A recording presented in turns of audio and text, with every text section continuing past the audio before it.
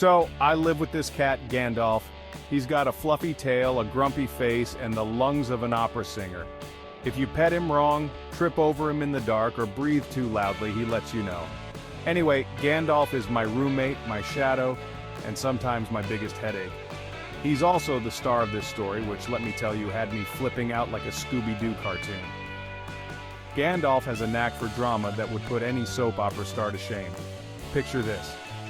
I come home after a long day, exhausted and ready to relax. The moment I step through the door, Gandalf is there, sprawled out in the middle of the hallway, looking like he's auditioning for a role in a Shakespearean tragedy. His eyes narrow, his tail flicks, and he lets out a dramatic yowl that echoes through the apartment. If I dare to ignore him, he follows me around, making sure I know just how displeased he is.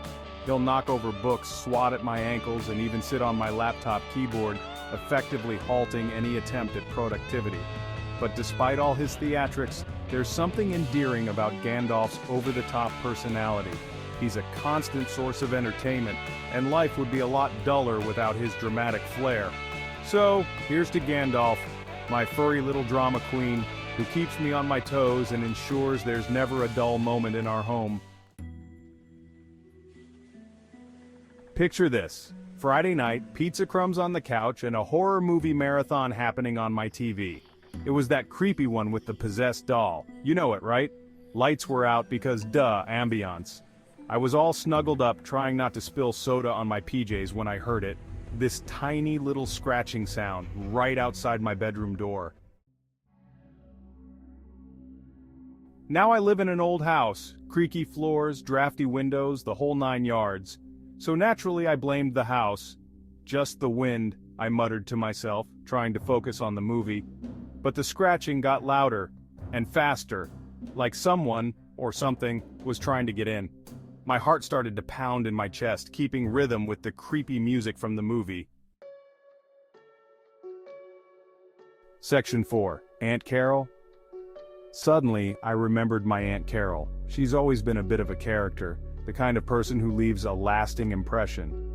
She's always saying my college fund is hers, ever since I used it to buy a jet ski. That jet ski was the best summer of my life, but Aunt Carol never let me forget it. She's been acting weird lately, and I was sure this was her trying to get revenge. My mind raced. What could she be up to now? Was she trying to break in, steal my leftover pizza? Aunt Carol always had a thing for my homemade pizza, claiming it was the best she ever had. Worse, was she here to take my TV? She always joked about how her TV was too small and outdated.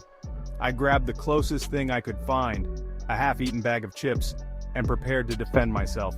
I knew it wasn't much, but in that moment, it felt like my only option. I tiptoed to the door, peeking through the window to see if I could spot her.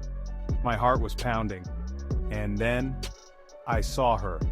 Aunt Carol, standing there with a big grin, holding a box of my favorite cookies.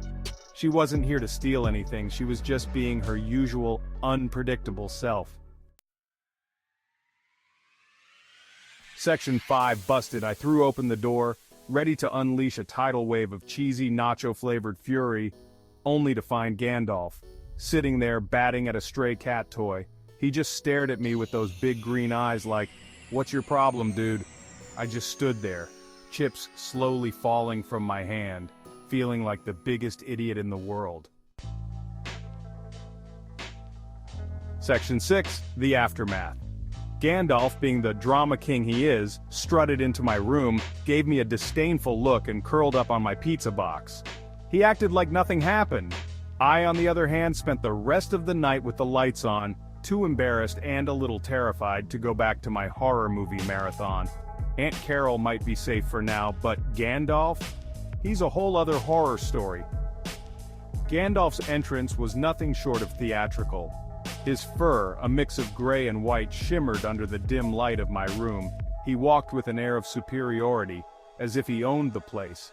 His eyes, sharp and piercing, seemed to judge me for my poor choice of entertainment. The pizza box, which I had carelessly left on the floor, became his throne. He circled it once, twice, and then settled down, curling up with a smug expression on his face. Meanwhile, I was left to deal with the aftermath of my own making. The horror movie marathon, which I had eagerly anticipated, was now a distant memory. The shadows in the room seemed to grow longer, and every creak of the house sent shivers down my spine. I couldn't help but glance at Gandalf, who seemed completely unfazed by the chaos around him. His calm demeanor only added to my unease. Aunt Carol might be safe for now, but with Gandalf around, I knew I was in for a long night. He was a master of creating his own brand of horror, one that was both amusing and unsettling.